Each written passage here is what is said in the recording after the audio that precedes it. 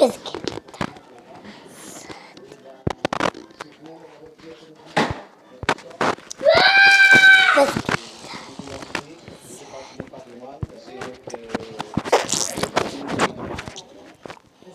un de la fête Safran, la plaine des Grecs, qui met en l'air son neige jaune, curcuma colore et touche nos qualités de carie. Une poudre jaune qui est le résultat d'un véritable savoir-faire ancestral. Ce dimanche, les animations y manquent pas autour de ce safran et ça a commencé ce matin avec un concours qui s'amène à nous l'eau à la bouche. On retrouve sur place Lise Dumont.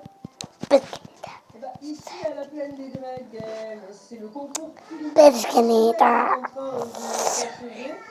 Cette année, le thème c'était les gâteaux, une idée savoureuse. Et on saura dans quelques instants le verdict qui va être porté. C'est l'une des traditions de cette manifestation qui est organisée depuis maintenant 18 ans dans le village de la plaine des Grecs. Et nous avons avec nous l'un des organisateurs, le président de la maison des associations, Jackie Folio. Jackie Folio, bonjour. Bonjour. On est ici sur une manifestation qui met en l'air à la fois un village et une filière de 18 ans. Est-ce qu'on peut parler d'un succès?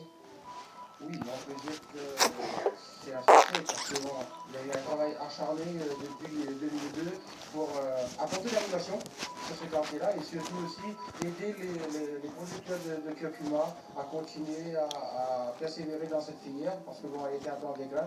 C'est vrai qu'aujourd'hui on est arrivé, on peut dire que c'est stabilisé. La manifestation est très rapidement devenue régionale avec une fréquentation énorme. C'est un vrai casse-tête pour l'organisation, j'imagine. Oui, dire que voilà, c'est vraiment un casse-tête parce que bon, dire que quand est-ce qu'on prépare, c'est-à-dire au lendemain de la dernière manifestation, c'est-à-dire cette année, à partir du 12 novembre, on va recommencer à préparer celle de 2026. Et vous dire combien de personnes qui sont dans l'organisation, c'est très difficile parce qu'il y a la mairie, il y a aussi tous les bénévoles, il y a aussi la plaine des Grecs. Oui, le village est complètement impliqué. Oui, complètement impliqué. Sans la plaine des Grecs, sans le village, sans les producteurs, sans les personnes, et même autour, il n'y a pas que la plaine des Grecs, il y a aussi les Gambes de l'air, il y a tous ces gens-là qui apportent des contributions, des idées, et nous on essaie de développer en fonction de tout ça. Alors, la top journée de la plaine des Grecs, de ce safran, en fait, tout le monde le sait, c'est la journée de la troisième jeunesse.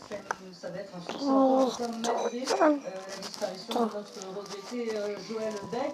En tout, c'est quand même 30 000 personnes qui vont venir sur les 5 jours profiter de la manifestation avec une multiplication de la proposition, de l'artisanat, de la tradition et de la culture des hauts.